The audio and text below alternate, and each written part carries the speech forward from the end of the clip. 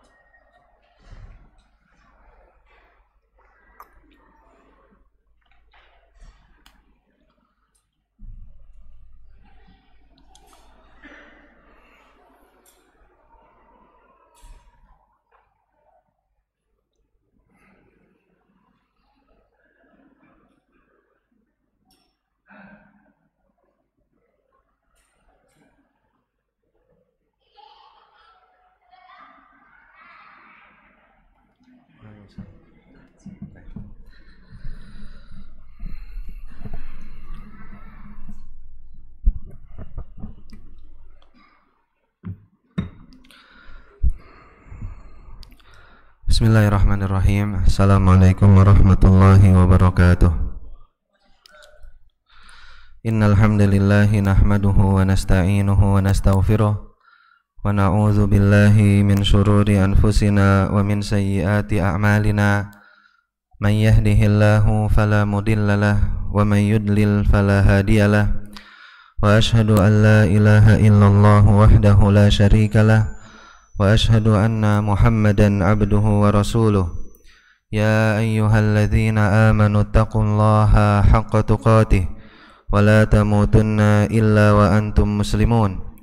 Fa inna ahsana al-kalami kalamullah wa khairal huda huda Muhammadin sallallahu alaihi wa ala alihi wa ashabihi wa sallam. Wa syarrul umuri muhdatsatuha fa inna kulla muhdatsatin bid'ah wa kulla bid'atin dhalalah wa kulla dhalalatin finnar, amma ba'd. Ikhwani akhwati rahimani Allah wa iyyakum. Alhamdulillahi rabbil alamin. Kita bersyukur kepada Allah Subhanahu wa taala yang masih memberikan pada kita nikmat yang banyak. Di antara nikmat itu yang perlu kita syukuri dan tidak boleh kita kufuri adalah nikmat Islam, nikmat iman, nikmat ihsan, nikmat sehat walafiat, nikmat kita bisa menunaikan salat maghrib secara berjamaah. Kemudian kita lanjut untuk mendengarkan ilmu yang bermanfaat. Kita lanjut pelajaran kita, pembahasan kita di pembahasan adab dengan menggunakan kitab Al-Alfiyatu fil Adabi Syar'iyyah, 1000 bait tentang adab-adab syar'i. Dan kita terhenti di perkataan penulis yang punya bukunya di PDF, itu di halaman 25. Kita terhenti di perkataan penulis saunu al-jawarih. Setelah beliau selesai menjelaskan tentang muqaddimah bukunya, kemudian beliau bawakan bab yang pertama, pembahasan yang pertama, yakni berkaitan dengan saunul jawarih. Di antara adab syar'i yang paling besar adalah saunu al-jawarih. Saun artinya adalah menjaga, memelihara. Dan al-jawarih maksudnya adalah anggota badan. Saunul jawarih berarti maksudnya menjaga anggota badan supaya dia tidak melakukan dosa dan kemaksiatan. Dan ini amrun muhimmun jiddan. Ini adalah perkara yang sangat penting. Seseorang hendaknya dia menjaga anggota tubuhnya dari melakukan dosa dan kesalahan.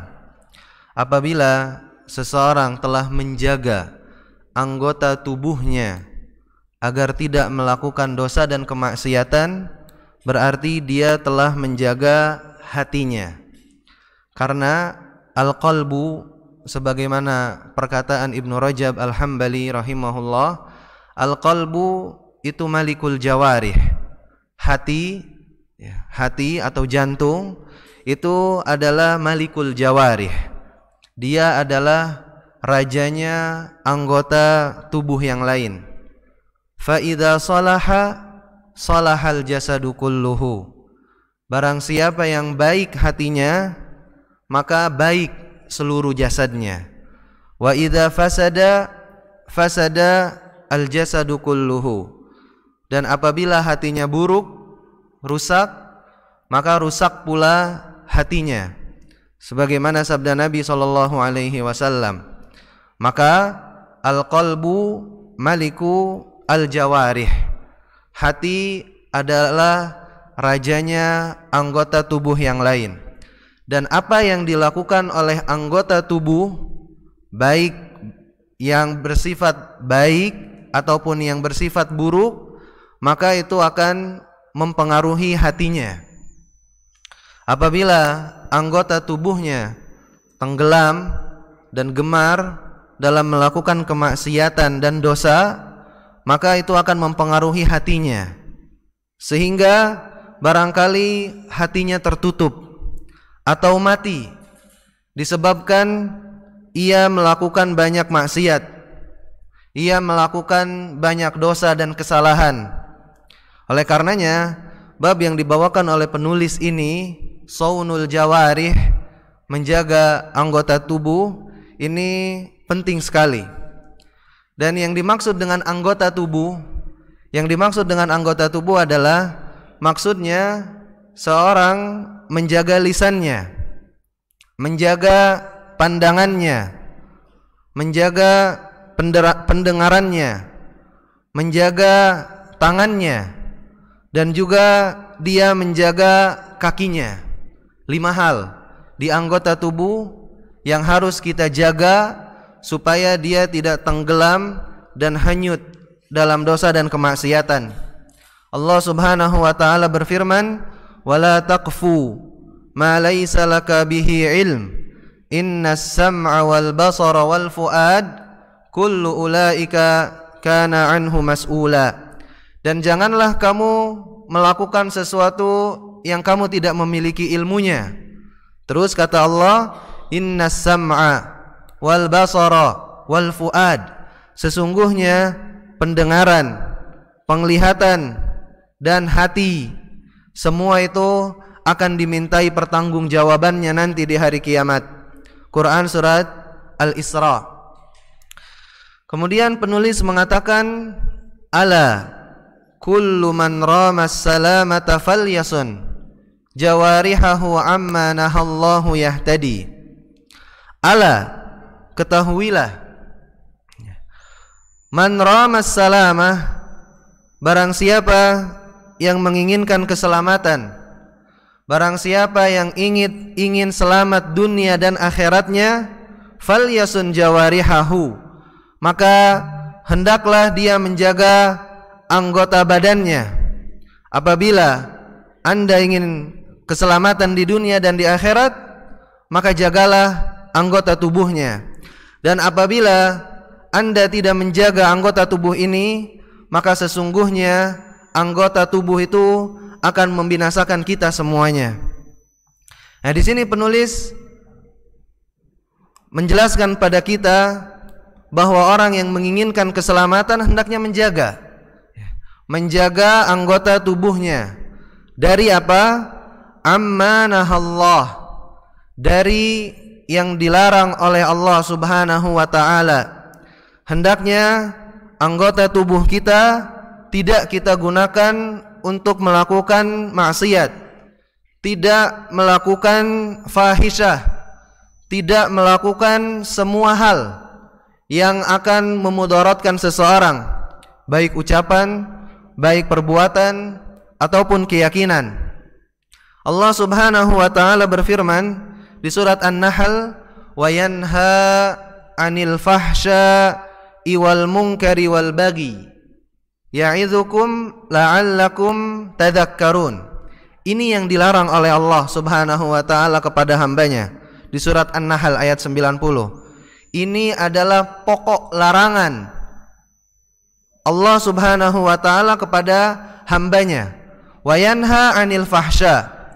Allah Subhanahu wa ta'ala melarang untuk melakukan perbuatan fahisyah. Allah melarang untuk melakukan wal munkar, kemungkaran. Dan Allah Subhanahu wa ta'ala melarang kita untuk melakukan al-baghi. Al-fahsya, yang dimaksud dengan al-fahsya adalah dia adalah seluruh dosa yang besar, seluruh dosa besar yang dianggap jijik oleh syariat dan fitrah seluruh manusia. Sebagaimana keterangan ini dibawakan oleh Syekh Abdurrahman ibn Nasir As-Sa'di rahimahullah, seperti zina, seperti liwat, Sodom, kemudian al-qatli bi ghairil haq, membunuh manusia tanpa hak. Ini yang disebut dengan al-fahsya. Adapun al-munkar, Allah Subhanahu wa ta'ala melarang kita untuk melakukan kemungkaran. Dan yang dimaksud dengan al-munkar adalah kullu dzambin yata'allaqu bihaqqillahi jalla wa ala. Setiap dosa yang berkenaan dengan hak Allah Subhanahu wa ta'ala itu disebutnya mungkar. Wal bagi, dan bagi adalah seluruh dosa yang berkenaan dengan sesama manusia. Jadi ini yang Allah larang agar tidak kita lakukan. Allah melarang kita anil fahsya, Allah melarang kita anil mungkar, dan Allah melarang kita anil bagi.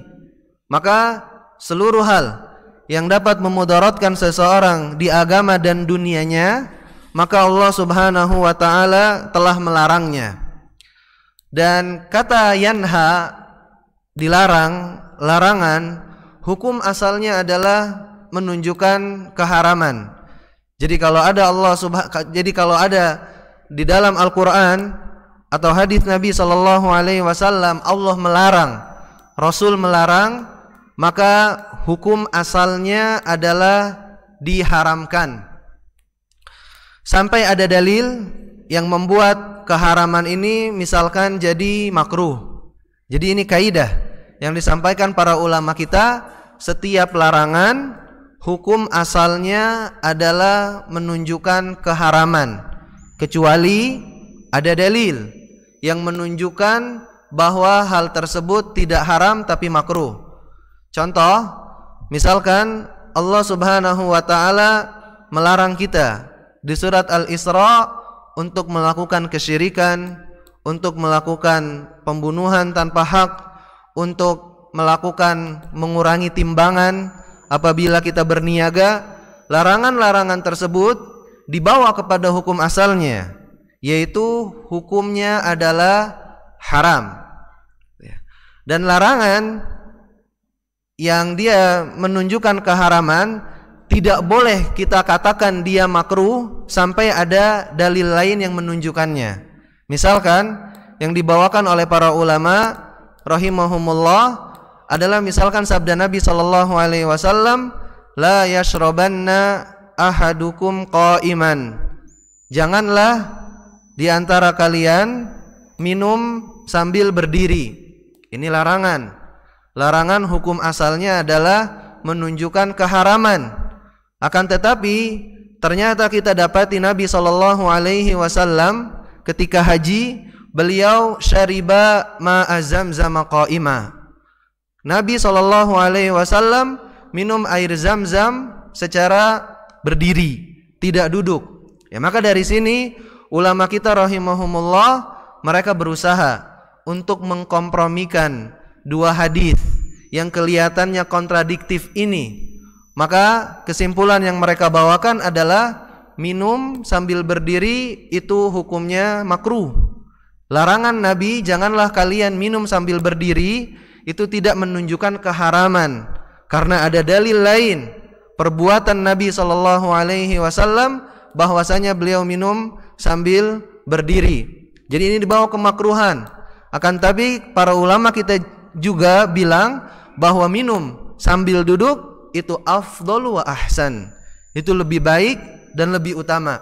Jadi maksudnya apabila seseorang bisa untuk minum sambil duduk, maka hendaknya dia duduk. Nah, ini kaidah dilarangan. Nah, jadi larangan itu hukum asalnya dia menunjukkan keharaman sampai ada dalil yang menyatakan bahwasanya hukumnya jadi makruh.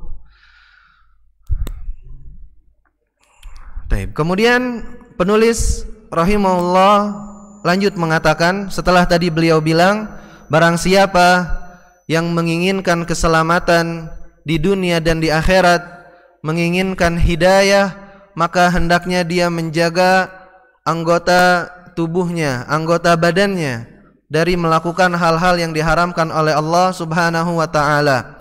Kemudian beliau lanjut mengatakan, yaqubbul fata finnari hasdu lisanihi fahafiz ala dabtil lisani wa qayyidi.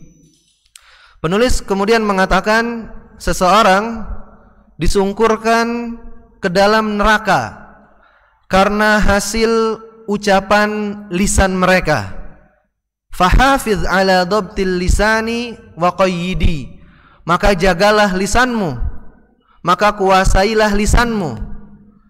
Nah, di sini penulis rahimahullah setelah beliau menjelaskan bahwasanya kebahagiaan seseorang itu dengan cara dia menjaga anggota tubuhnya, anggota badannya agar tidak melakukan kemaksiatan secara umum. Kemudian beliau di sini merinci dan beliau mulai bahwa di antara anggota tubuh manusia yang paling berbahaya yang bisa menyeretnya ke dalam api neraka adalah al-lisan, adalah lisan.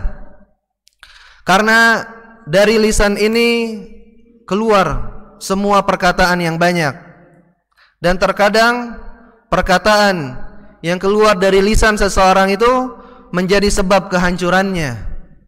Nabi SAW bersabda, wa hal yakubbun nasa finnari ala wujuhihim aw qala ala manakhirihim illa hasaidu alsinatihim.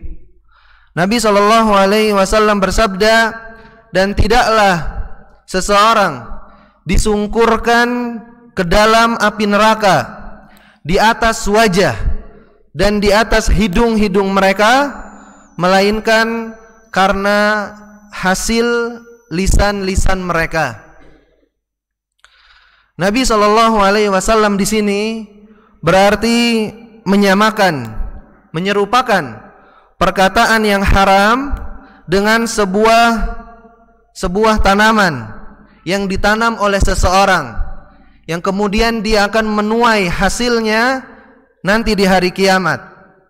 Dan semua orang dia akan menuai panennya di hari kiamat apa yang telah dia katakan dengan lisannya di dunia ini. Di dalam hadis Nabi SAW menceritakan bahwa ada seseorang yang mengatakan, wallahi la yaghfirullahu li fulan. Nabi SAW menceritakan ada seseorang terdahulu ada yang mengucapkan wallahi la yaghfirullahu li fulan. Demi Allah, Allah tidak akan mengampuni si fulan. Apa kata Allah Subhanahu wa taala? Man dalladhi yata'alla alayya. Siapa ini? Siapa orang ini yang bersumpah atas namaku? Dia mengatakan bahwasanya aku tidak akan mengampuni si fulan. Kemudian Allah Subhanahu wa taala lanjut mengatakan, inni qad ghafartu lahu wa ahbattu amalak.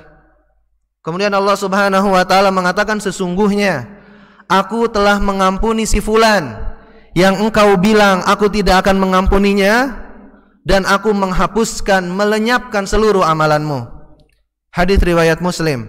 Kita lihat, kalimatun wahidah, satu kalimat bisa menghapuskan, melenyapkan amalan seseorang. Tidak lain karena dia berani. Dia sangat berani terhadap Allah Subhanahu wa taala. Dia buruk adab kepada Allah Subhanahu wa taala. Dia bersumpah atas nama Allah bahwasanya Allah tidak akan mengampuni si fulan, dan ini adalah bentuk su'ul adab kepada Allah Azza wa Jal, dan ini adalah bentuk qunut, bentuk dia tidak percaya dengan rahmat Allah Subhanahu wa taala. Qala Abu Hurairah radhiyallahu an, ketika beliau mendengar kisah ini, Abu Hurairah berkomentar, qala kalimatan afsadat dunyahu wa akhiratah. Orang itu dia telah menghancurkan dunia dan akhiratnya karena sebuah kalimat. Di hadis Nabi yang lain, Nabi SAW mengatakan, innar rajula la yatakallamu bil kalimati min sakhatillah la yulqi laha balan yahwi biha finnar ab'ad mimma bainal masyriqi wal maghrib. Nabi SAW bersabda, sungguhnya ada seseorang yang mengatakan sebuah kata, sebuah kalimat. Kalimat itu mengandung murka Allah Subhanahu wa taala. La yulqi laha balan. Dia tidak merasa bahwasanya kalimat itu mengandung murka Allah. Dia sudah terbiasa mengucapkan kalimat itu. Dia hanya bercanda mengucapkan kalimat itu. Tapi apa hasilnya? Yahwi biha finnar. Dia tergelincir, dia masuk ke dalam neraka. Ab'ad mimma bainal masyriqi wal maghrib. Dia jatuh, tersungkur, masuk ke dalam neraka lebih jauh daripada timur dan barat. Dan sebaliknya, wa innar rajula la yatakallamu bil kalimati min ridwanillah yaktubullahu biha ridwanahu ila yaumi yalqah. Sebaliknya, kata Nabi, ada seseorang yang mengucapkan sebuah kata. Kata tersebut diridhai oleh Allah Subhanahu wa taala. Maka hasilnya apa? Yaktubullahu biha ridwanahu ila yaumi yalqah. Allah meridhoinya karena sebab dia mengucapkan kalimat tersebut sampai hari kiamat. Ingat, ini cuma karena sebuah kata. Ada seseorang dengan satu kata dia masuk neraka, dan ada orang dengan satu kata dia mendapatkan ridho Allah Subhanahu wa taala sampai hari kiamat. Sekali lagi ini menunjukkan tentang agungnya lisan sekaligus tentang bahayanya lisan. Wal kalimut thayyib, perkataan yang baik, ucapan yang baik, dia yang akan diangkat kepada Allah Subhanahu wa taala. Ucapan tersebut yang akan naik kepada Allah Subhanahu wa taala apabila diiringi dengan amal saleh. Ucapan yang baik diiringi dengan amal saleh, hal tersebutlah yang akan sampai kepada Allah Subhanahu wa taala. Allah Subhanahu wa taala berfirman di surat Fatir ayat 10, ilaihi yas'adul kalimut thayyibu wal amalus salihu yarfa'u. Dan dinaikkanlah kepada Allah perkataan yang baik, wal amalus salihu yarfa'u, dan amal salihlah yang mengangkatnya naik kepada Allah Subhanahu wa taala. Al kalimut thayyib, perkataan yang baik, paling agungnya, paling besarnya adalah ucapan la ilaha illallah, kalimatut tauhid. Seseorang mengucapkan la ilaha illallah, ini adalah perkataan yang paling agung, perkataan yang paling besar. Allah Subhanahu wa taala berfirman di surat Ibrahim ayat 24 sampai 25, Allah Subhanahu wa taala berfirman, daraballahu mathalan kalimatan thayyibatan kasyajaratin thayyibah asluha thabit wa far'uha fis sama' tu'ti ukulaha kulla hinin bi'izni rabbiha. Allah Subhanahu wa taala menjadikan permisalan. Allah Subhanahu wa taala menjadikan sebuah perumpamaan. Kalimatan thayyibah, perkataan yang baik itu dipermisalkan dengan kasyajaratin thayyibah, dengan pohon yang baik. Asluha tsabit, akarnya kuat di bawah, wa far'uha fis sama, dan cabangnya tinggi menjulang. Tu'ti ukulaha kullahinin bi'izni rabbiha, dan pohon tersebut memberikan buahnya setiap saat. Yang dimaksud di ayat ini dengan kalimatan thayyibah, yang dimaksud dengan kalimat yang baik di ayat ini, maksudnya adalah kalimat la ilaha illallah. Kalimat la ilaha illallah ini diserupakan dengan kasyajaratin thayyibah, pohon yang baik. Dan pohon yang baik di ayat ini maksudnya adalah an-nakhlah, adalah pohon kurma. Asluha tsabit, pohon kurma itu akarnya kuat, kokoh. Wa far'uha fis sama, dan cabangnya menjulang tinggi. Tu'ti ukulaha kullahinin, dia memberikan buahnya setiap saat. Dan pohon kurma dia berbuah setiap tahun. Begitupun kalimat yang baik, kalimat la ilaha illallah, dia membuahkan bagi orang yang mengatakannya, bagi orang yang mengucapkannya, pahala yang besar. Ini diantara contoh al-kalimatut thayyibah. Dan sebaliknya, wa mathalu kalimatin khabithatin kasyajaratin khabithah ujtussat min fawqil ardi ma laha min qarar. Dan permisalan perkataan yang jelek itu bagaikan pohon yang jelek. Ujtussat min fawqil ard, bagaikan pohon yang telah dicabut dari tanah, ma laha min qarar, dia tidak memiliki akar yang kuat. Fal kalam, maka perkataan itu bahayanya besar, dan perkataan itu manfaatnya besar. Apabila perkataan itu thayyib, maka manfaatnya besar. Apabila perkataan itu sayyi, buruk, jelek, maka bahayanya juga besar. Dan lisan, al-lisan, sebagaimana dijelaskan oleh para ulama, dia memiliki beberapa penyakit.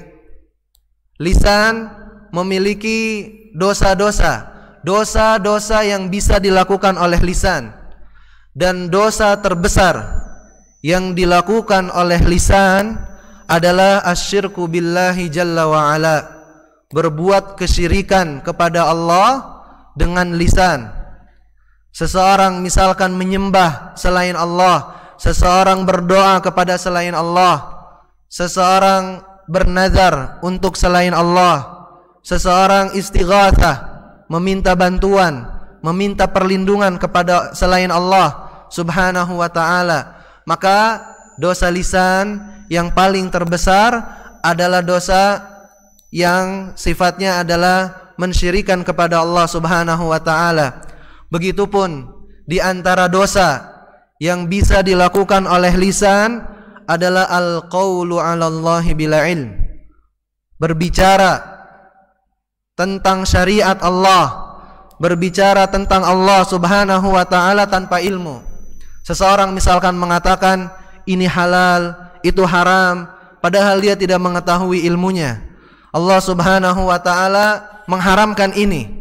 Allah Subhanahu wa ta'ala berfirman di surat Al-A'raf ayat 33, Qul innama harrama rabbiyal fawahisha ma zahara minha wa ma batan wal ithma wal baghya bighairil haqq wa an tusyriku billahi ma lam yunazzil bihi sultanan wa an taqulu 'ala Allahi ma la ta'lamun.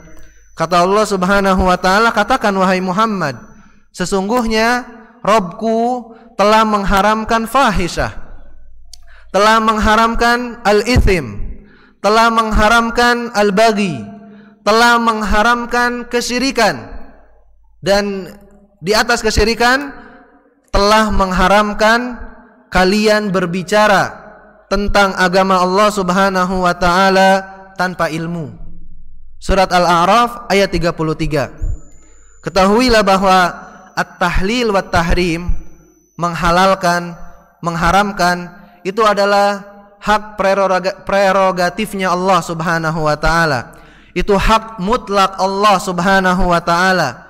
Tidak boleh seseorang mengatakan ini halal, ini haram, kecuali apabila dia memiliki dalil dari Al-Quran atau dari hadis Nabi sallallahu alaihi wasallam. Allah melarang kita untuk mengatakan dengan hawa nafsu kita, dengan perasaan kita tentang masalah agama, ini boleh, ini tidak boleh. Allah Subhanahu wa taala berfirman di surat An-Nahl ayat 116, Allah berfirman, wala taqulu lima tasifu alsinatukumul kadhib hadza halalun wa hadza haram litaftaru 'ala Allahil kadhib innal ladzina yaftaruna 'ala Allahil kadhiba la yuflihun mata'un qalilun walahum 'adzabun alim. Itu kata Allah Subhanahu wa taala, janganlah kalian katakan dengan lisan kalian ini halal, ini haram, sementara kalian berdusta atas nama Allah Subhanahu wa taala. Sesungguhnya kata Allah, orang yang berdusta atas nama Allah, mereka tidak akan beruntung. Mata'un qalil, kata Allah, kesenangan sementara yang akan didapat. Walahum adzabun alim, tapi azab yang sangat pedih itu akan menantinya. Quran surat An-Nahl ayat 116 ayat 117. Dua dosa yang dilakukan oleh lisan, syirik kepada Allah dan juga mengatakan terhadap syariat Allah, terhadap ajaran Allah tanpa ilmu. Di antara dosa yang bisa dilakukan juga dengan lisan adalah al-ghibah. Al-ghibah, ghibah, al-kalamu fi a'radin nas, berbicara atau membicarakan tentang kehormatan manusia, mencabik-cabik kehormatan manusia, menghancurkan kehormatan manusia. Allah Subhanahu wa taala melarang ghibah.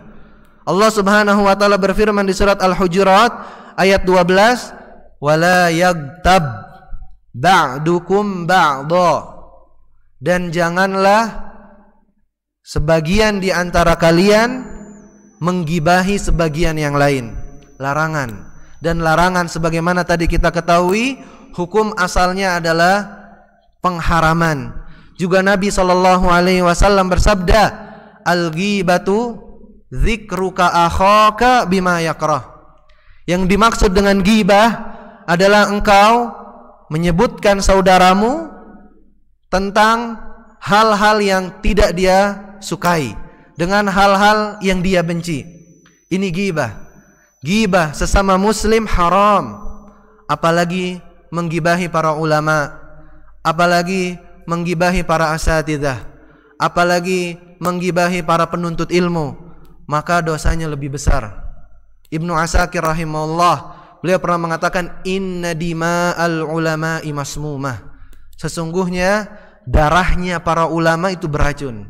Maka hati-hati apabila kita melihat seorang ulama, seorang ustadz terjatuh dalam kesalahan, maka caranya bukan dengan menggibahinya, bukan caranya dengan kita melucuti kehormatannya, tidak, tapi dengan menasehatinya, dengan tidak mengikuti kesalahannya, dengan cara klarifikasi apakah benar dia mengatakan hal ini atau tidak, dengan kita mengklarifikasi apakah perkataan atau perbuatannya yang kita anggap salah itu beneran salah atau tidak.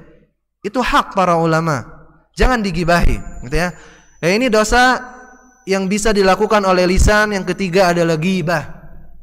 Kemudian di antara dosa yang dilakukan oleh lisan adalah an-namimah. An-namimah, menggunjing, al-wisyayah bainan nas. Dia adalah menyampaikan, memindahkan perkataan seseorang kepada orang lain untuk tujuan merusak hubungan di antara mereka. Ini yang disebut dengan namam. Ini yang disebut dengan namam. Dan namam orang yang melakukan namimah ini lebih dahsyat daripada penyihir. Oleh karenanya para ulama kita rahimahumullah, mereka mengatakan an-nammamu yufsidu fi sa'ah ma la yufsiduhu as-sahiru fi sanah. Namam, orang yang melakukan namimah itu bisa merusak hubungan antar manusia dalam sekejap, yang mana kalau penyihir ini baru bisa merusak hubungan manusia itu dalam setahun. Jadi an-namam ini sungguh sangat dahsyat, bahkan lebih dahsyat daripada penyihir. An-namam yufsidu bainan nas. Namimah itu merusak hubungan manusia. Yurisul baghdha bainan nasi wal hiqd. Dia menyebabkan permusuhan antara manusia. Dia menyebabkan kebencian antar manusia. Dan bahkan namimah itu menyebabkan putusnya hubungan antara dua orang yang tadinya saling mencintai karena Allah. Bahkan namimah itu bisa menyebabkan seseorang saling membunuh. Bahkan an-namimah yuharridu ba'duhum ala ba'din hatta yahmilus silah.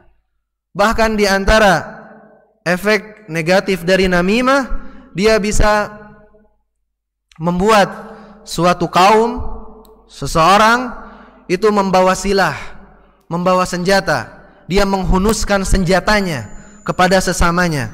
Maka namimah ini dosanya sangat besar, bahayanya sangat besar. Oleh karenanya datang di hadis Nabi SAW, la yadkhulul jannata nammam. Orang yang melakukan namimah ini kata Nabi tidak akan masuk surga. Dan juga Allah Subhanahu wa taala melarang Nabi kita untuk senantiasa mendengarkan orang-orang yang melakukan perbuatan namimah. Allah Subhanahu wa taala melarang nabinya di surat Al-Qalam ayat 10 sampai 11. Allah bilang wala tuti' kulla hallafim mahin hammazin masya'in binamim. Kata Allah Subhanahu wa taala melarang nabinya wala tuti', janganlah engkau taati kulla hallafim mahin, setiap orang yang doyannya bersumpah, hammaz, dan janganlah engkau mengikuti orang yang sukanya mencela, masya'in binamim, dan janganlah engkau mengikuti orang-orang yang sukanya berjalan di tengah-tengah manusia dengan menyebarkan an-namimah. Nabi SAW juga mengabarkan bahwa an-nammam, orang yang melakukan namimah, yu'adzabu fi qabrihi bin namimah. Dia mendapatkan azab kubur, dia mendapatkan azab di dalam kuburnya karena sebab an-namimah. 4 dosa. Dosa berikutnya yang bisa dilakukan oleh lisan adalah as-sabbu wasyatmu wal kalamul batil. Di antara dosa yang bisa dilakukan oleh lisan adalah mengutuk, mencaci, menghina, dan perkataan-perkataan yang batil lainnya. Misalkan seseorang mengatakan ya khabith, wahai orang jelek, ya kadzab, wahai pendusta, ya fasik, wahai orang fasik. Bahkan lebih parahnya apabila dia memanggil saudaranya sesama muslim dengan mengatakan ya kafir, wahai orang kafir. Ini dosa yang bisa diperbuat oleh lisan.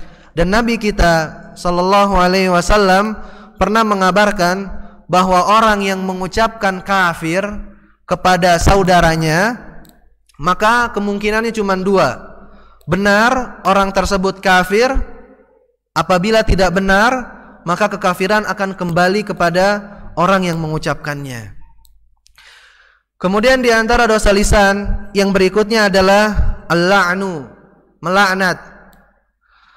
Dia melaknat manusia, dia melaknat hewan tunggangannya, dia melaknat kendaraannya, dia melaknat suatu tempat, atau dia terbiasa untuk melaknat.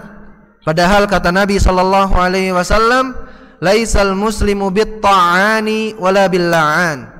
Seorang muslim itu bukan seseorang yang terbiasa melaknat. Bahkan lebih dari itu, Nabi Shallallahu Alaihi Wasallam bersabda, la'nul muslimi kaqatlihi. Melaknat seorang muslim itu bagaikan membunuhnya. Karena al-la'an, melaknat, maksudnya adalah ad-du'a'u alaihi bit-tardi min rahmatillahi azza wa jal. Karena ketika kita melaknat seseorang, dasar terlaknat gitu ya, maka maknanya adalah kita mendoakan keburukan baginya supaya dia dijauhkan dari rahmat Allah Subhanahu wa taala. Oleh karenanya la'nul muslimi kaqatlihi, kata Nabi. Melaknat seorang muslim itu sebagaimana dosanya, dosa melaknat seorang muslim sebagaimana dia membunuhnya. Kemudian di antara dosa-dosa yang bisa dilakukan oleh al-lisan adalah syahadatuz zur wal aimanil kadzibah. Persaksian-persaksian dusta atau bohong dan juga sumpah-sumpah yang dusta. Di antara dosa yang bisa dilakukan oleh lisan juga adalah al-kadzib, perbuatan dusta. Seseorang apabila dia berbicara lantas dia berdusta, maka ini di antara ciri orang-orang munafik. Karena ciri orang munafik, kata Nabi sallallahu alaihi wasallam, idza haddatsa kadzab. Apabila dia berbicara, dia berdusta. Subhanallah, sebagian manusia itu terbiasa berdusta. Sebagian manusia dia terbiasa berdusta, sehingga Allah Subhanahu wa taala melabeli dirinya dengan al-kadzab, sebagai seorang pendusta. Nah, kita lanjutkan ba'da isya. Wa sallallahu ala nabiyyina Muhammad. Subhanakallahumma wa bihamdika asyhadu an la ilaha illa anta astaghfiruka wa atubu ilaik.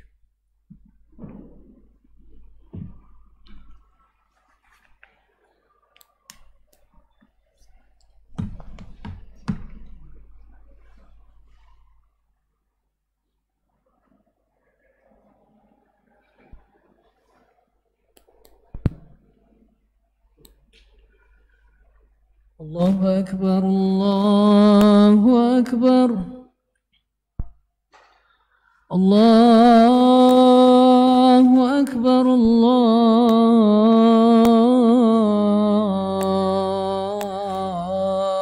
Allahu akbar. Asyhadu an la ilaha illallah.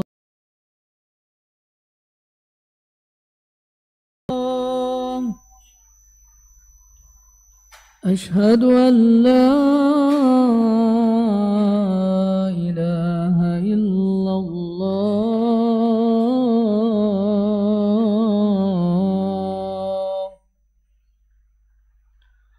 أشهد أن محمدا رسول الله.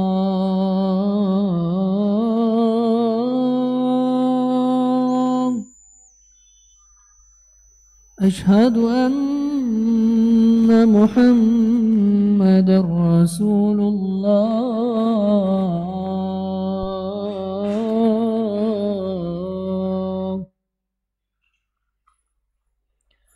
حي على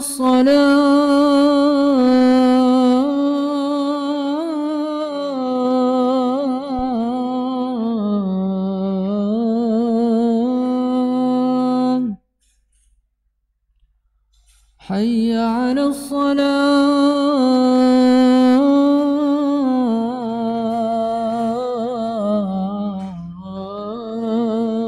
الصلاة. حي على الفلاح.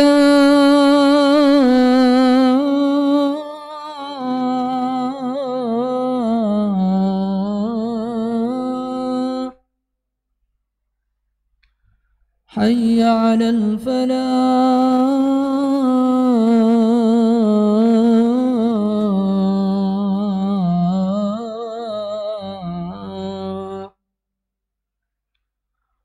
الله أكبر،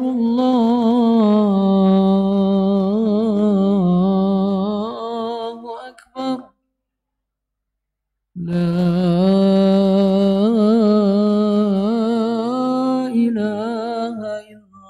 الله.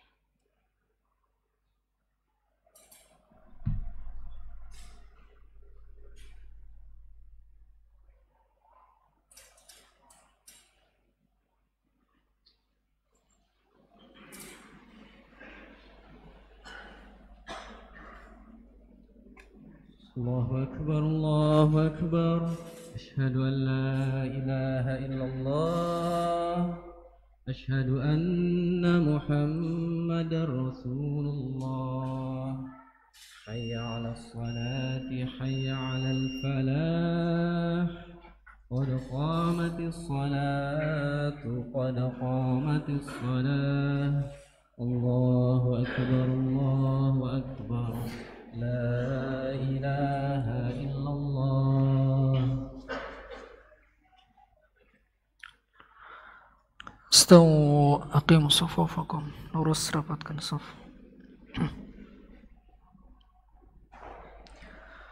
Allahu Akbar.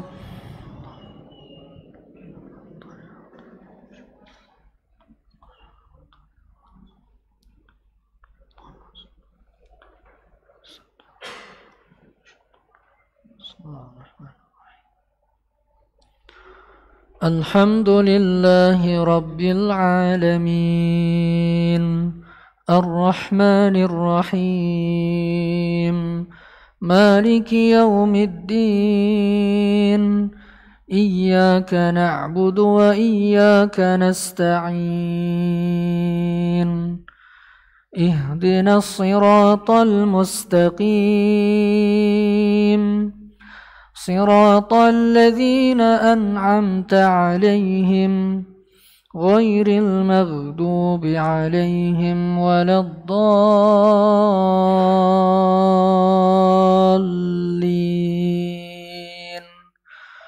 آمين.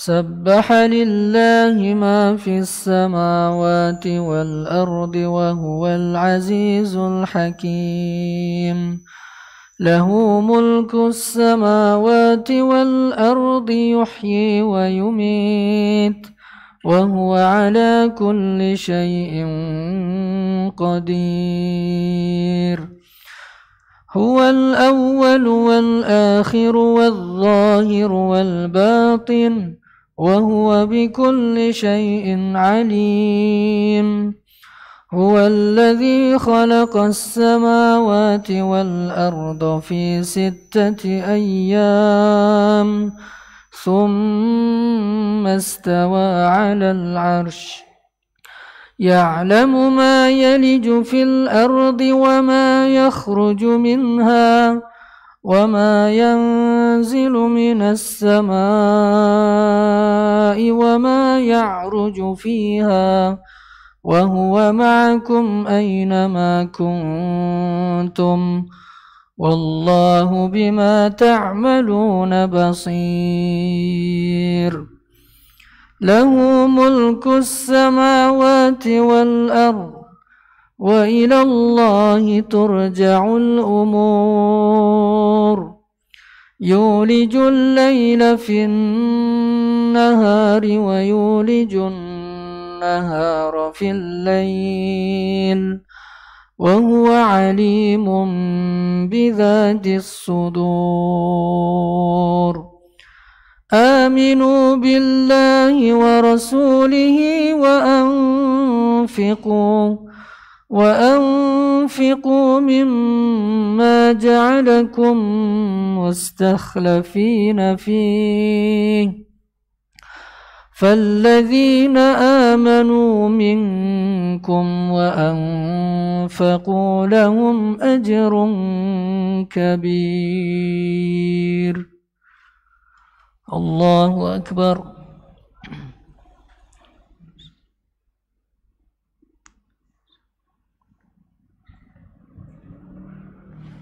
سمع الله لمن حمده.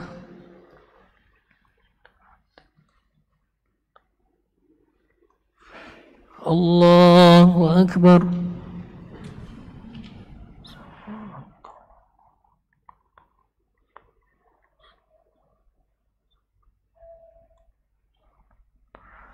الله أكبر.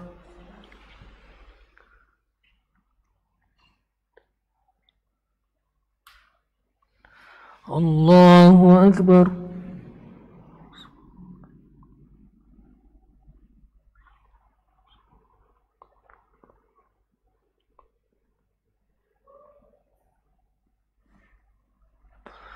الله أكبر.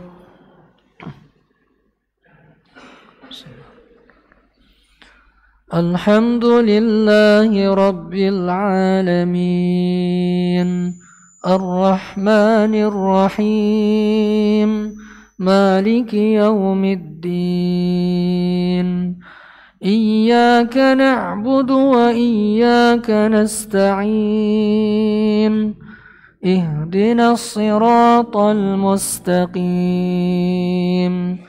صراط الذين أنعمت عليهم غير المغضوب عليهم ولا الضالين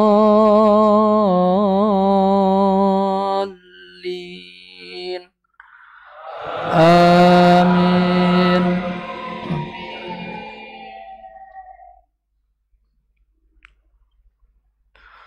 وما لكم لا تؤمنون بالله والرسول يدعوكم لتؤمنوا بربكم وقد أخذ ميثاقكم إن كنتم مؤمنين.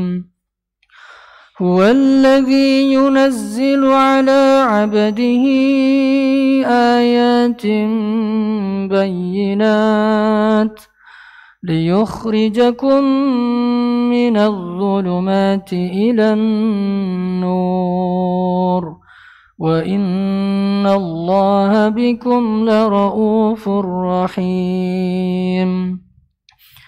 وما لكم ألا تنفقوا في سبيل الله ولله ميراث السماوات والأرض لا يستوي منكم من أنفق من قبل الفتح وقاتل أولئك أعظم درجة من الذين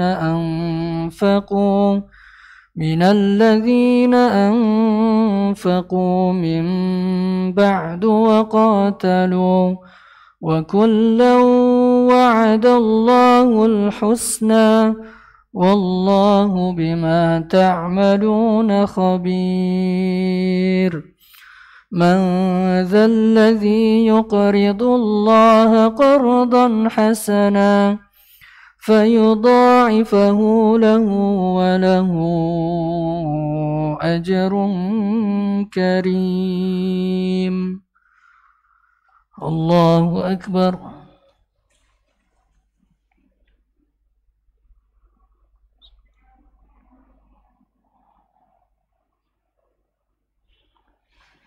سمع الله لمن حمده.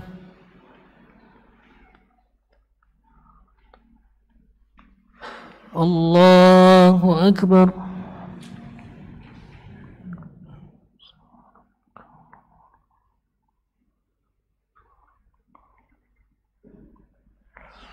الله أكبر.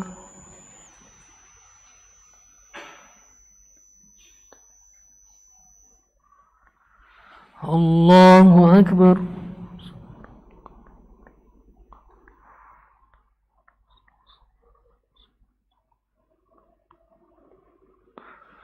الله أكبر.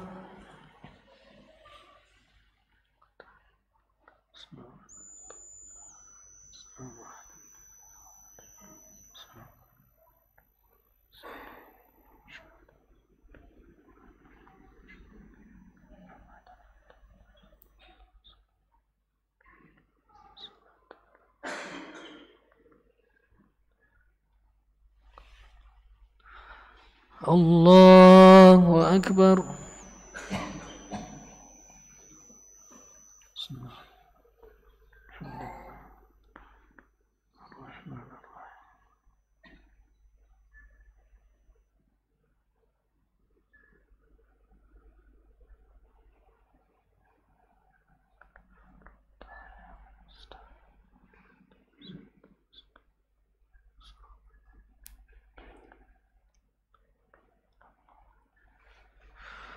الله أكبر.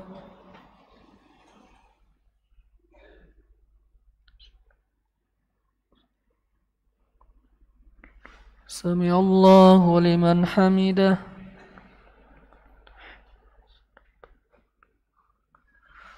الله أكبر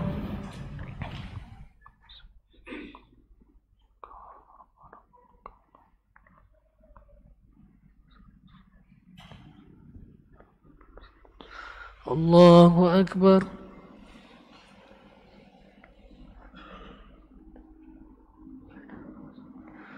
الله أكبر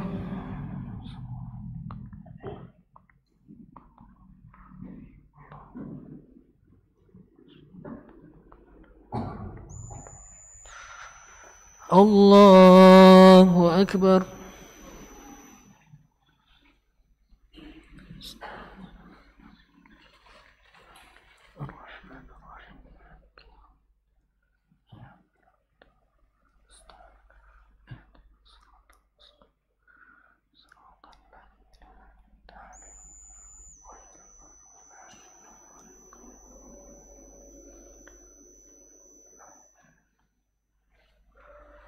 الله أكبر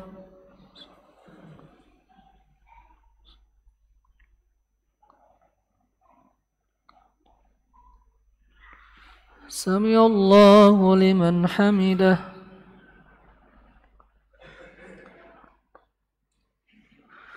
الله أكبر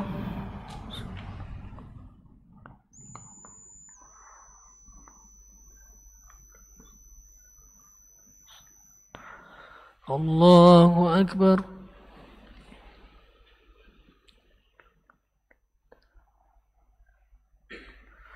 الله أكبر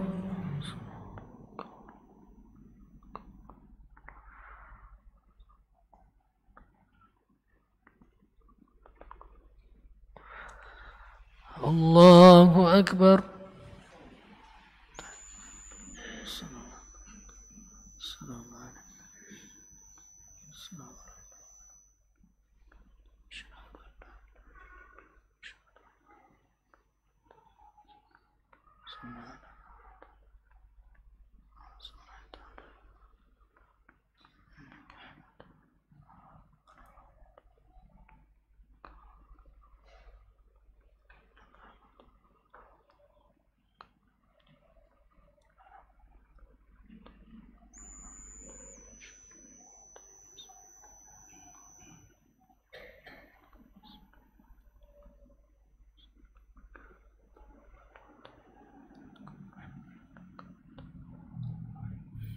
السلام عليكم ورحمة الله السلام عليكم ورحمة الله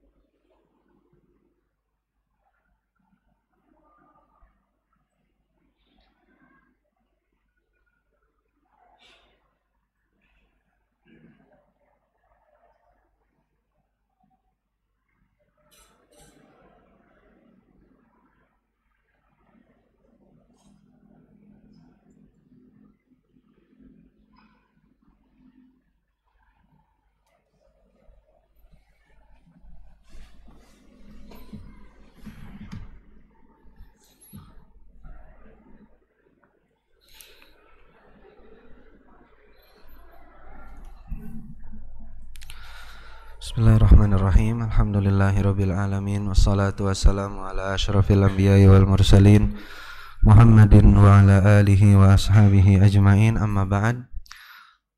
Penulis rahimahullah masih berbicara tentang menjaga lisan, dan kita bawakan bahwa di antara dosa-dosa yang bisa dilakukan oleh lisan adalah dosa al-kadzib, dosa berbohong. Dan yang dimaksud dengan al-kadzib, berdusta, berbohong, dia adalah al-ikhbaru an khilafil waqi', mengabarkan sesuatu berbeda dari realita, berbeda dari keadaan. Itu yang disebut dengan kadzib, yang disebut dengan dusta. Jadi kalau misalkan seseorang bilang si fulan misalkan telah datang atau si fulan telah melakukan ini, ya, tapi padahal dia belum melakukan itu, maka orang tersebut disebutlah dia sebagai seorang kadzab. Dan dosa dusta ini sangat berbahaya, dan apabila seseorang terus melakukan kedustaan demi kedustaan, maka Allah Subhanahu wa ta'ala mencap dirinya, memberikan label kepadanya dengan label kadzab.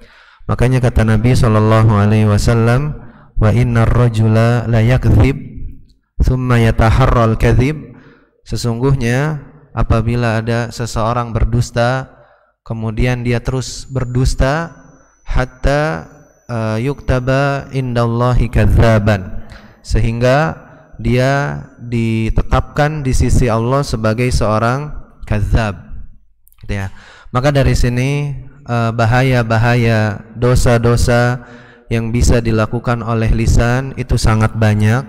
Oleh karenanya penulis rahimahullah, beliau mengawali tentang pembahasan tentang adab anggota tubuh itu dengan lisan, karena lisan ini akhtarul jawarih.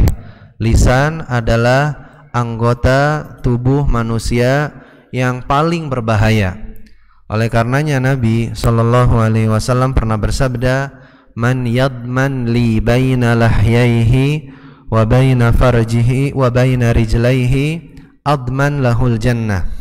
Nabi SAW bersabda, barang siapa yang bisa menjamin bagiku bahwa lisannya aman dan kemaluannya aman, maka aku akan menjamin surga baginya. Ya, maka aku akan menjamin surga baginya. Ya, al-kalam khatirun jiddan, perkataan itu sangat berbahaya. Dan barusan kita tahu rubba kalimatin wahidah, barangkali satu kata yang kita ucapkan, terlebih kita hidup di zaman fitnah, di zaman yang penuh dengan peristiwa apapun itu, maka hendaknya kita menahan lisan kita untuk tidak segera berkomentar.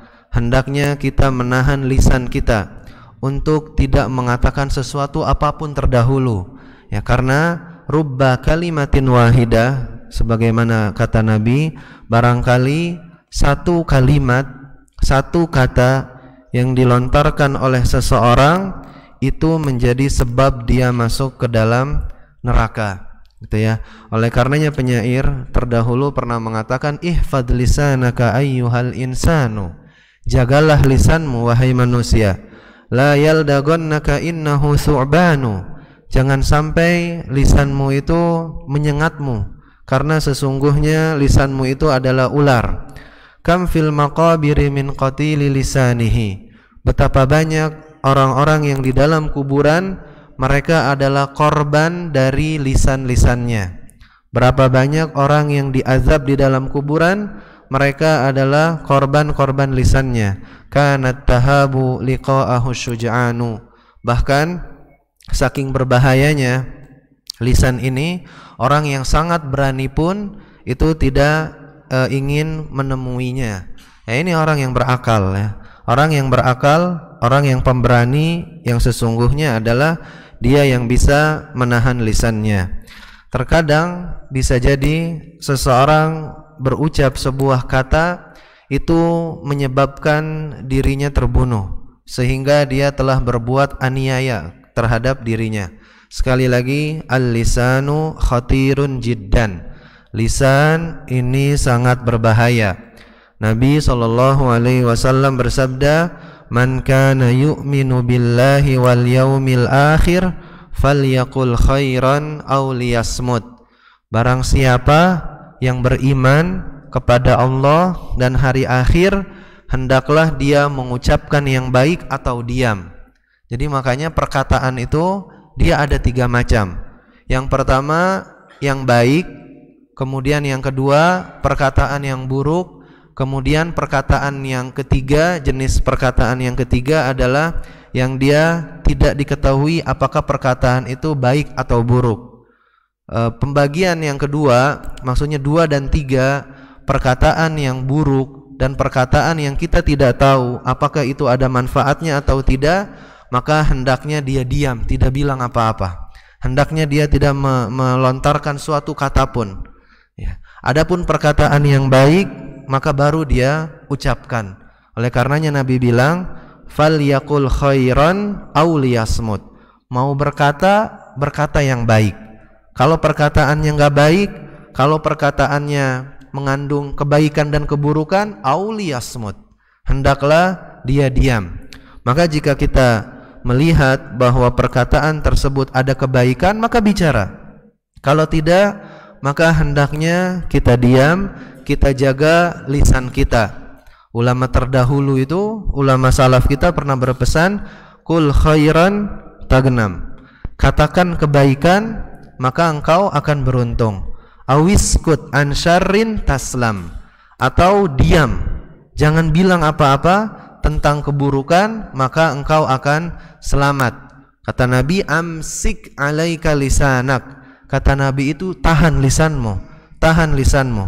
Nabi SAW ketika menyebutkan sebab-sebab keselamatan seseorang dan sebab-sebab seseorang bisa masuk surga, Nabi mengisyaratkan kepada lisannya. Kata Nabi SAW, "Apakah mau aku beritahu kalian supaya kalian bisa mudah mengerjakan kewajiban dan menjauhi larangan?" Kata Nabi, seperti itu pertanyaan Nabi. Kemudian kata para sahabat, "Bala, tentu saja kita ingin tahu." Kemudian kata Rasul SAW, "Amsik alaika lisanak." Tahan lisanmu, jangan banyak bicara, sehingga engkau akan dipermudah untuk menjalankan ketaatan dan untuk menjauhkan dirimu dari kesalahan.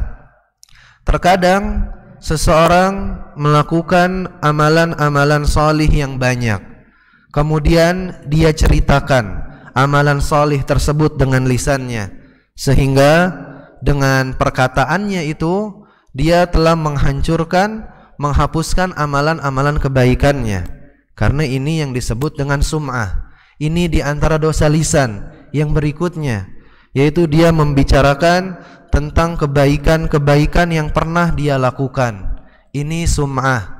Sum'ah itu hukumnya sama dengan riya. Riya itu kata Nabi syirik, dan syirik itu menghapuskan amalan. Begitupun apabila seseorang berbuat zalim kepada manusia, mereka mengomentari manusia, mengatakan terhadap sebuah orang dengan perkataan-perkataan yang tidak benar, maka orang-orang yang dia bicarakan itu akan mengambil amalan-amalan salih dia, ya. Sehingga orang yang dibicarakan itu akan menjadi musuhnya, akan menjadi penagih kebaikannya nanti di hari kiamat. Mereka akan mengambil kebaikan-kebaikan orang yang berbuat ghibah, dan bahkan mereka akan mengambil seluruh kebaikan yang dimiliki oleh para pelaku ghibah, sehingga tidak ada sedikit pun yang tersisa dari amal solihnya, maka dia hancur dan masuk ke dalam neraka Allah wal iyadu billah. Afatul lisan khatirah jiddan. Ya, bahaya-bahaya lisan, dosa-dosa yang bisa dilakukan oleh lisan itu sangat berbahaya sekali. Maka kewajiban bagi kita semuanya adalah agar menjaga lisannya, ya, agar menjaga lisannya. Jangan sampai kita bernafsu untuk mengatakan sebuah sesuatu yang kita belum tahu kebenarannya. Apalagi sekarang ya, zaman-zaman fitnah, banyak peristiwa. Setiap peristiwa kita ingin komentari. Apa yang terjadi di Palestina, bukannya kita mendoakan, bukannya kita membantu mereka dengan harta kita, malah kita membicarakan yang tidak-tidak. Ya. Terlebih lagi tentang permasalahan-permasalahan, problematika umat yang besar dan berat. Seorang hendaknya dia menahan lisannya untuk tidak masuk ke dalam masalah-masalah seperti itu.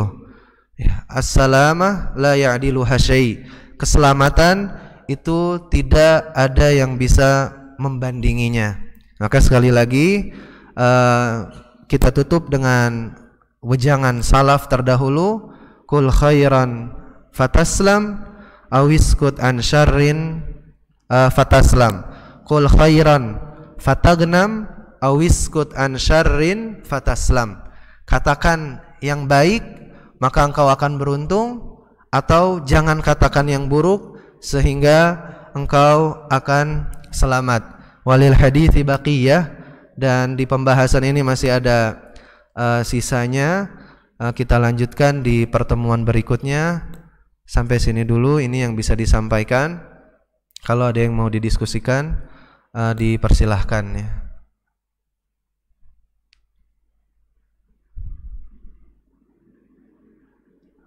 Cukup ya. Kita cukupkan. Wassallallahu ala nabiyyina Taib, tafadhal. Naam.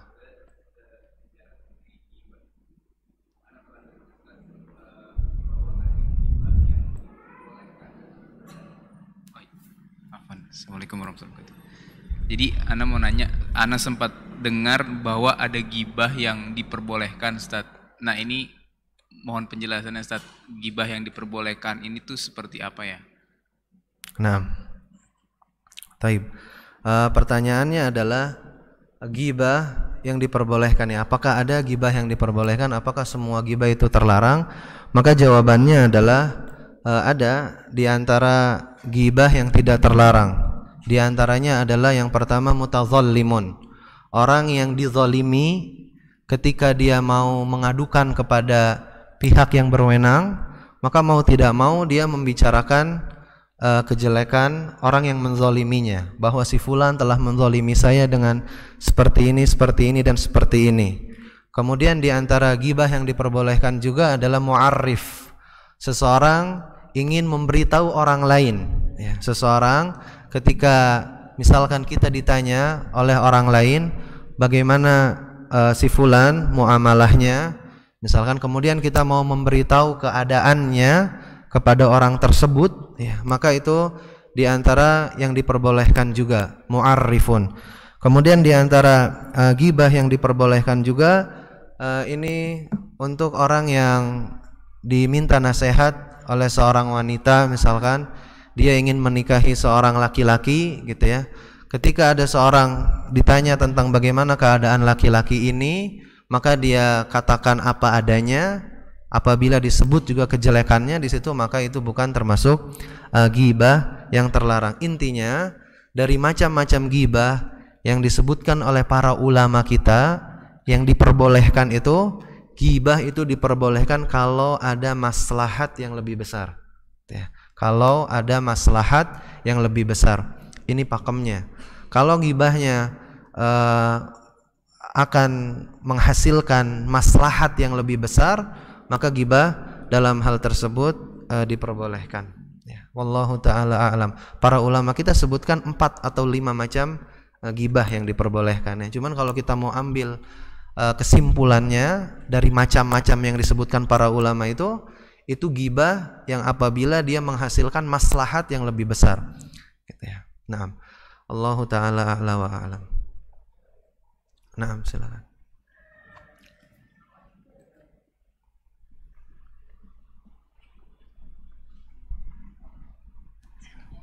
Bismillah. Ustaz mau tanya. Berarti tadi terkait dengan gibah yang maslahatnya yang lebih besar, mungkin ada juga bohong yang maslahatnya lebih besar. Ini boleh juga? Naam. Apa Ustaz? Naam, taib. Bohong yang maslahatnya lebih besar, betul ya, Masya Allah, ini cerdik ya. Bahwa ketika ghibah itu diperbolehkan kalau maslahatnya lebih besar, maka kebohongan juga terkadang diperbolehkan untuk menunaikan maslahat yang lebih besar. Di antara bentuknya adalah itu muamalah yang dilakukan seorang suami pada istrinya, gitu ya. Di antaranya itu apabila misalkan si istrinya masak dengan masakan yang mungkin kurang garam gitu ya. Kemudian kita bilang, oh iya ini enak sekali gitu ya. Nah itu dalam rangka kemaslahatan yang lebih besar karena menjaga hubungan antara suami dan istri, maka hal tersebut diperbolehkan. Berkenaan dengan dusta yang diperbolehkan, para ulama kita juga sebutkan bentuknya. Mereka sebutkan ada 3 bentuk kebohongan yang diperbolehkan ya, karena maslahatnya lebih besar gitu ya. Jadi tadi kalau kita ambil kesimpulannya, kebohongan, ghibah apabila dilakukan dalam rangka menghasilkan maslahat yang lebih besar, maka hal tersebut tidaklah mengapa. Cuman yang bisa mengukur maslahat itu lebih besar atau tidak itu bukan kita semua, tapi itu adalah wewenangnya para ulama rahimahumullah. Maka terkadang kalau kita cukupkan yang disebutkan oleh para ulama, maka itu lebih selamat dan lebih aman gitu ya. Allahu taala a'la wa a'lam. Satu lagi Ustaz. Nah. Ini kaitan sama tadi yang seorang perempuan. Kalau misalkan saya punya teman laki-laki, sebenarnya ibadahnya nggak bagus-bagus banget, tapi si perempuan ini senang sama dia karena saya ngomong ke si perempuan ini bahwasanya ibadahnya ini bagus gitu. Itu boleh nggak? Enggak. Itu nggak boleh ya. Itu nggak boleh. Nah, karena di situ justru maslahatnya harusnya adalah dia ceritakan yang sesungguhnya. Gitu ya. Maslahatnya harusnya adalah dia ceritakan yang sesungguhnya. Apabila kita mengabarkan seseorang yang keadaan ibadahnya biasa saja, kemudian kita kabarkan bahwa ibadahnya itu ternyata luar biasa gitu ya, maka ini terjatuh ke dalam bentuk kedustaan gitu ya. Dan ini nggak ada maslahat yang dihasilkan dalam masalah ini. Justru seseorang wanita yang mengajak kita bermusyawarah untuk mengetahui seseorang itu dikatakanlah apa adanya ya, dikatakan apa adanya, karena tujuan dari musyawarah itu kata Nabi itu ma khaba man istashar, tidak akan merugi orang yang bermusyawarah. Ternyata kalau dia dikabarkan dengan dusta, merugi nantinya. Ini akan menyelisihi maksud dari musyawarah yang diinginkan oleh Nabi Shallallahu Alaihi Wasallam. Allahu a'lam. Nah. Bismillah Ustaz, izin bertanya. Salah satu doa yang diijabah sama Allah adalah orang yang terzolimi. Bagaimana kita sebaiknya mendoakan orang yang menzolimi kita, termasuk di dalamnya melakukan kezoliman seperti pembunuhan karakter? Apakah itu boleh kita mendoakan keburukannya? Mohon nasihatnya Ustaz. Sekarang jazakallah. Nah, tapi pertanyaannya adalah apabila ada orang yang menzolimi kita, gitu ya, apakah kita diperbolehkan untuk mendoakan kejelekan untuknya? Maka jawabannya adalah sebagaimana yang dijelaskan oleh Ibnu Rajab Al-Hambali rahimahullah. Beliau punya risalah namanya Muamalat As-Sariqidz Zalim. Beliau sampai pada kesimpulan setelah beliau membawakan hadis-hadis Nabi yang ada dan cukup banyak dalam kita menyikapi orang yang menzolimi kita. Kata beliau, orang yang menzolimi kita, kita boleh mendoakan kejelekan baginya yang setara dengan kezaliman yang dia lakukan kepada kita, gitu ya. Tidak boleh kita melampaui batas dalam mendoakan kejelekan untuknya, karena melampaui batas dalam berdoa itu diantara hal yang dilarang. Ya, ini yang pertama. Jadi boleh apabila kita mendoakan kejelekan bagi orang yang menzolimi kita setara dengan kezaliman yang dia perbuat kepada kita. Jadi maksudnya jangan sampai ketika dia ngambil sendal kita terus kita doain dia supaya masuk neraka gitu ya. Nah ini nggak setara gitu ya. Dan justru kalau gitu doanya kita yang dapat dosa lagi gitu ya. Yang lebih baik daripada kita mendoakan kejelekan baginya adalah kita bersabar. Karena apabila seseorang dizalimi, kemudian dia mendoakan kejelekan bagi orang yang menzalimi, selesai urusannya di dunia. Ya. Di akhirat udah selesai urusannya. Karena di dunia dia udah doakan kejelekan. Tapi kalau ada orang yang menzalimi kita, kemudian kita sabar, itu nggak selesai di dunia. Nanti kita bawa ke akhirat, itu sebagai tabungan hasanah kita, tabungan kebaikan kita. Nah, ini yang disampaikan oleh Ibnu Rajab Al-Hambali rahimahullah ta'ala. Nah, demikian ya, ini yang bisa disampaikan. Kita berharap ilmu yang bermanfaat dan amalan yang salih. Wassallallahu ala nabiyyina Muhammad. Subhanakallahumma wa bihamdika asyhadu an la ilaha illa anta astaghfiruka wa atubu ilaik. Assalamualaikum warahmatullahi wabarakatuh.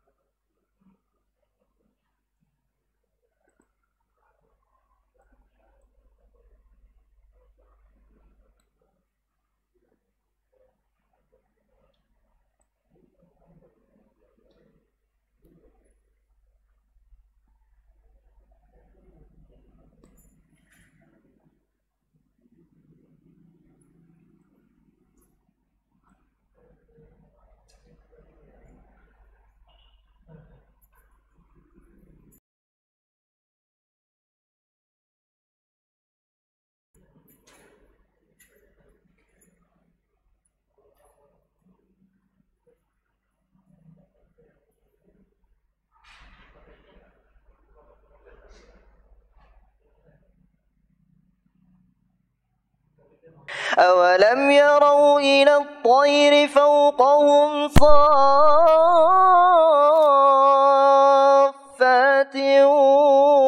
ويقبضن ما يمسكهن إلا الرحمن